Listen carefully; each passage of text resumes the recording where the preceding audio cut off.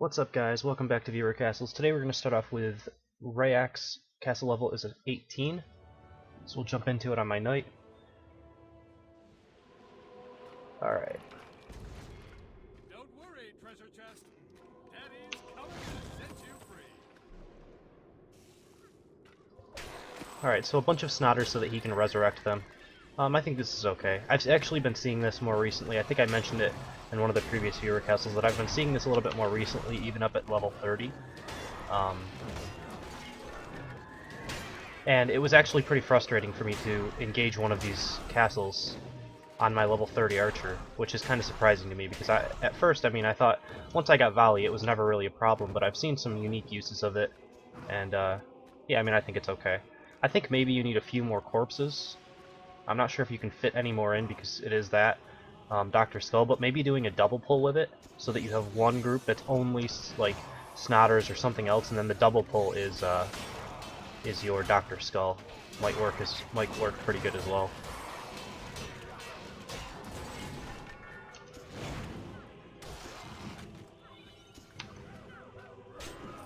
Alright. So if I pull this guy, because he's still out in the open, his little aura for his increased attack speed, basically it's wherever he lands. Like, even though it looks like he dies over here, his aura goes off where your knight's standing when you use Lashing Flames on it. So if you have him kind of out in the open, you won't get that attack speed buff on your Zeke against knights most times. Also, a lot of people will probably just like aggro it by walking towards it and then pull the bad dog back so that you won't get the aura either. Not the biggest deal in the world, obviously. It's only a 3-point creature. The attack speed buff is nice, but it's not always that important.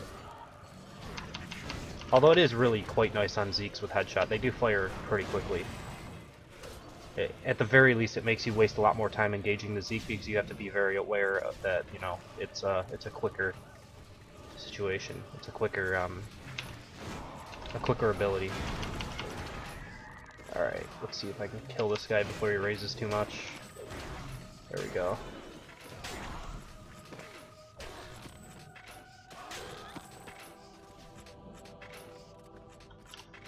These spike traps will do a lot better for you once they get up one more level. Or maybe not one more level, but whenever they get the 3 panels activated, they're quite a bit better. A lot easier to actually get hit by them. Right now they're pretty easy to dodge because 2 panels are inactive, so it doesn't really take that much time to wait around for it. Which could be a reason that you want to use either ballistas or rotating fire traps, which actually got a pretty significant buff the last patch. They're definitely a viable choice now, I would say, and possibly better for the people that are using these spike board traps with only 2 active panels. It might always be better to have rotating cannon traps. I'll see how much damage it does to me here, and I'll compare it after I take out this mob group.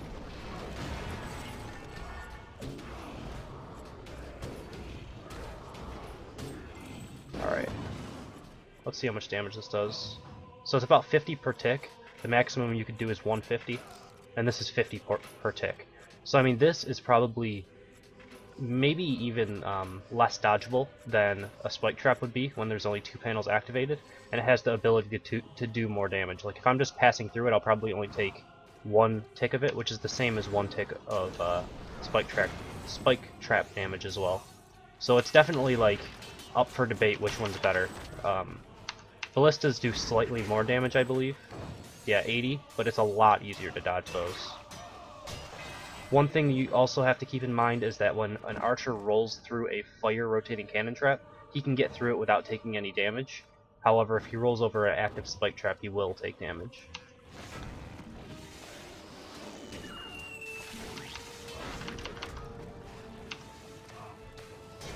So I think there's situations where both are pretty effective. Now, it's one thing that I was happy about with patch 19 in terms of like balance changes, is rotating cannon traps are actually a legitimate thing now.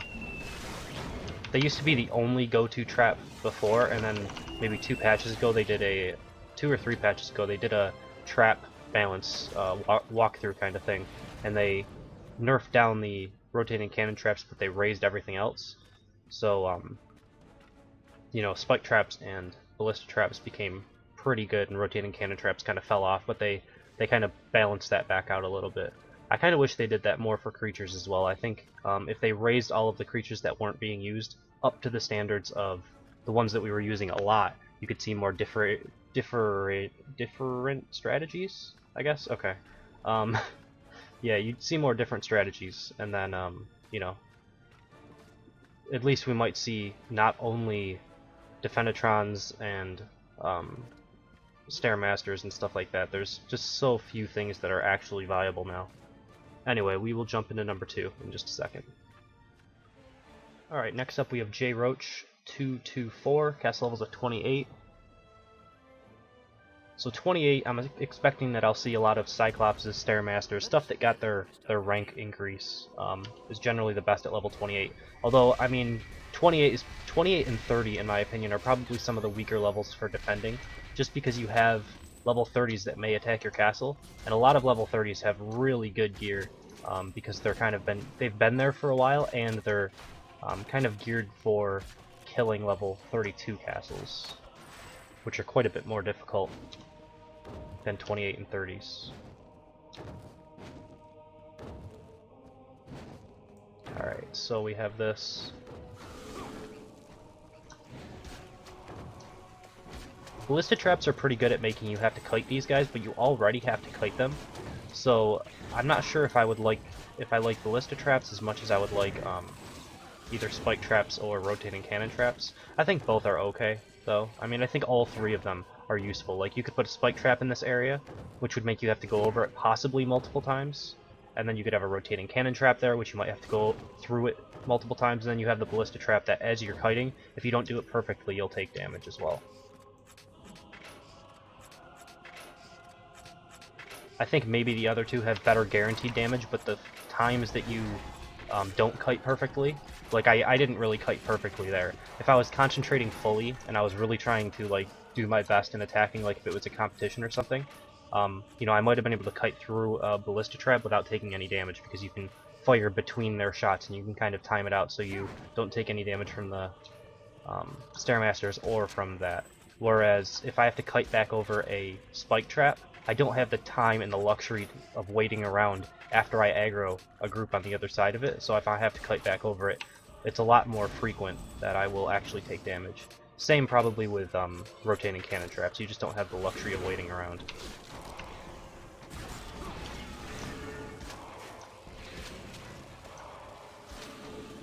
Where ballista traps, it's not about waiting, they only fire once you get within range, so you can kind of time it out yourself, you know? Either way, it's a very standard group up at our level, and it's very good as well. Probably one of the best groups, even though it was nerfed slightly, I think. Maybe it wasn't nerfed, it was just, it's just that everybody got a armor increase, so you take a little bit less damage. Alright, let's headshot this guy. This guy's pretty easy to pull, so you don't have to go over this that many extra times. Although, you do have to go over it once and then over it twice, either way. It just kind of gives you a little safe zone to fight in. Alright, I might have to use a potion here, because I have been taking kind of needless damage from traps, just because I'm going through it a little bit quickly.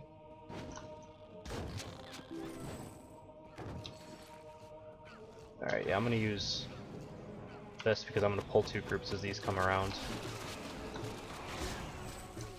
Now, I'm going to see if I can show you guys, for people who don't know what's changed. If you remember me talking about Cyclopses at level 28 and 32 beforehand, basically there is a specific scenario where this guy will attack you and you won't get hit by him. But I'm trying to get it to do that, even when you're standing still. It should be this next one. Okay, well that one hit. But there's sometimes where this guy will go to attack you, and even when you're standing still, you'll auto-dodge it because of the nerf that they did. And they didn't really nerf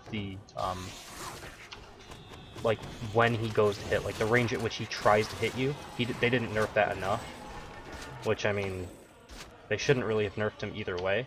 He's kind of slow and he's like not really that amazing. Like I don't think the Cyclops needed a nerf in any way. I don't think anyone was really complaining about that. Ooh, I wish that was level 30. It could still be better than what I have now. I'm only using a rare level,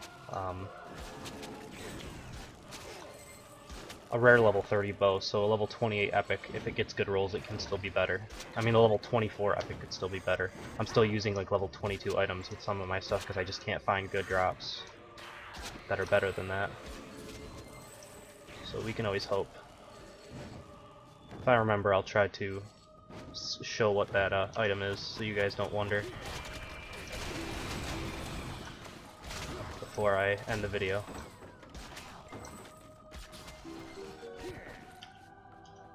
Alright. So the Squidlies are kind of weird. They do have reasonable DPS, but they're pretty weak overall. Like, you can volley them pretty easily. Wow, drops everywhere. But yeah, I don't know. I'm kind of indifferent about them. I think they're okay at like tanking for your archers there, and they can, if people ignore them and just go for the archers, like in that circumstance I need to volley a specific part of that group. I can either volley the Squidlies or volley the archers. Either one is going to do some damage to me, unless I can dodge the archers and volley the Squidlies. That's probably the best option.